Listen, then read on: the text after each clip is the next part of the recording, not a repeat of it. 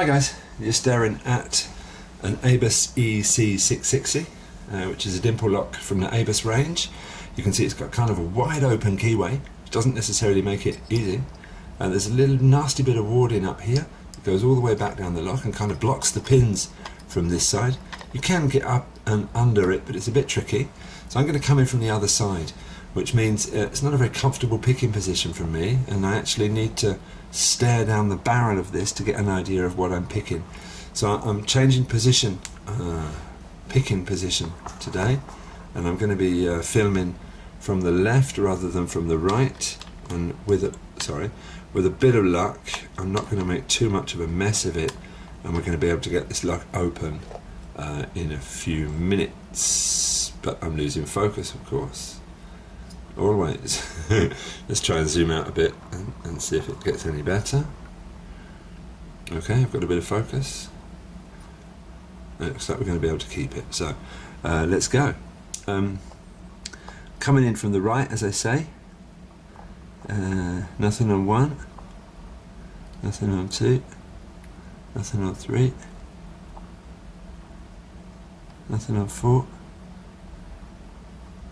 Feels like nothing on 5. A little click out of what I think was number 6.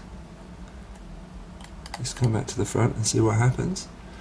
Nothing on 1, nothing on 2 or 3 or 4. Number 5.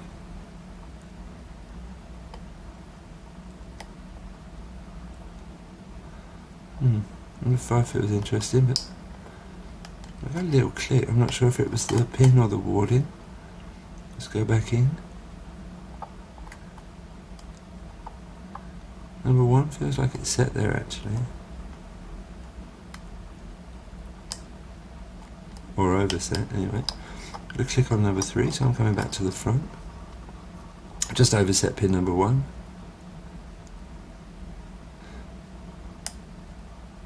It's sprung up. I'm on pin number 4. I think I got somewhere with it. Click on number 5. Click on number 6.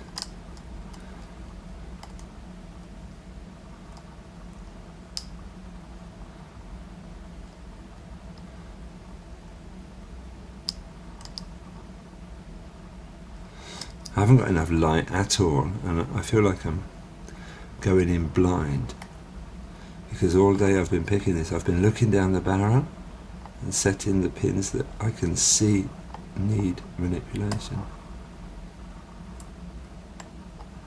And here I can't see anything down the barrel, it's just black.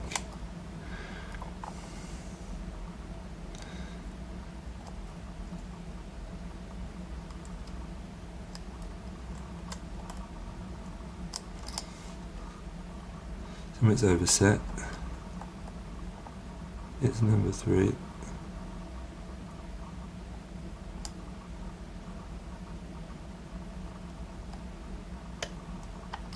And the lock is open. Wow. Okay, let's zoom out.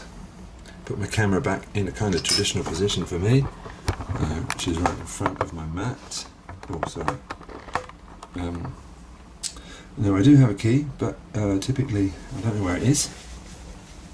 Sounds like me, doesn't it? So I'm going to try to not lock it back up. Oh.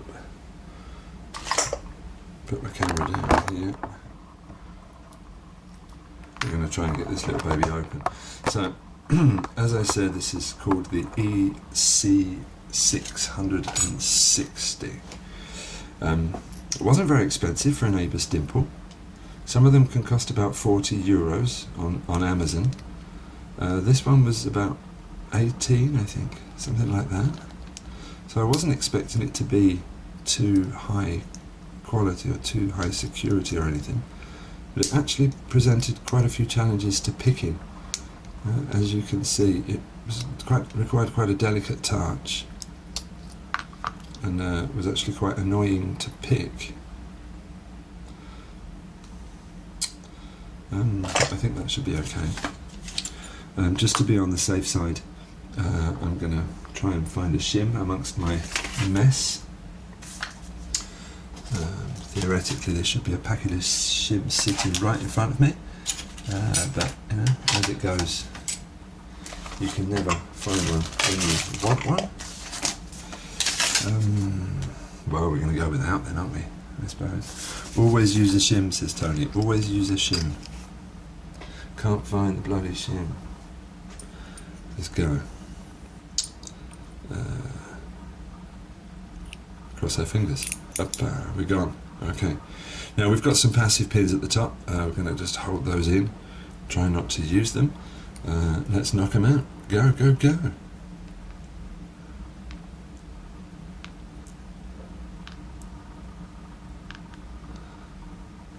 Key pins.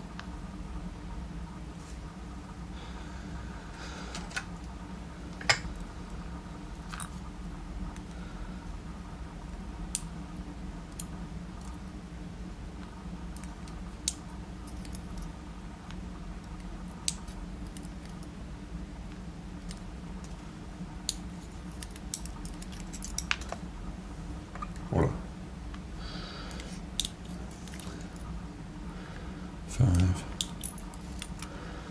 6. All of the springs are the same.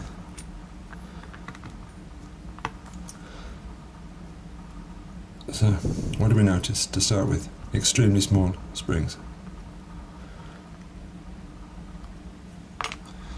Let's get in a bit closer, see what we notice. ABUS dimple, what are we expecting? Spools. Did we get counter rotation? No, we didn't. What does that mean?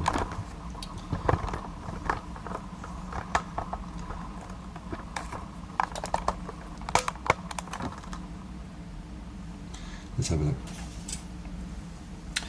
All of our key pins are torpedoes.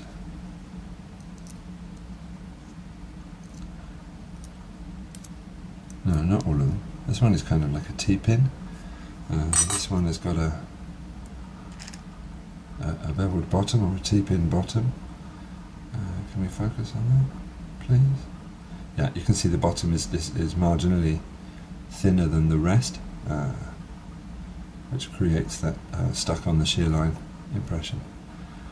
The others are all torpedo pins. We've seen them before, of course, in lots of types of lock, especially in ABUS.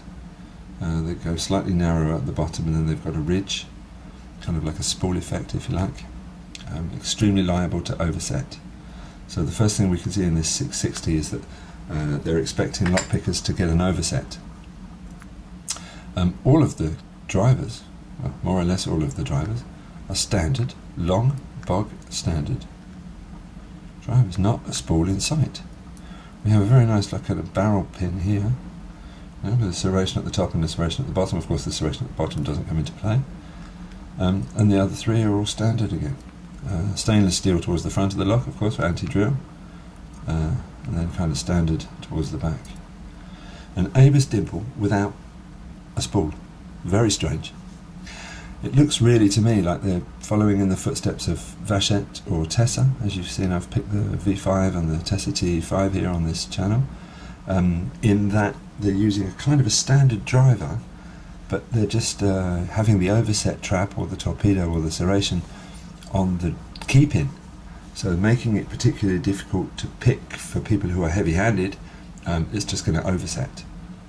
It took me a while to get around that idea, and managed to pick it, of course, using a gentle touch and quite heavy tension to avoid the overset.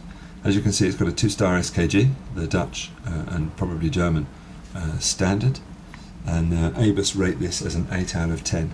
It was quite an easy pick, as we saw, but difficult to get the hang of. I was expecting a typical ABUS spool kind of pick, which wasn't the case at all. Anyway, so thanks for watching, guys. Tune in tomorrow. I'm going to be running a video for my 100 subscribers. I'm going to do a giveaway. I'm going to do the video tomorrow and put it up online, so stay tuned. Have a look at that. Hopefully you could be able to win a nice prize. Anyway, thanks for watching, guys. Bye.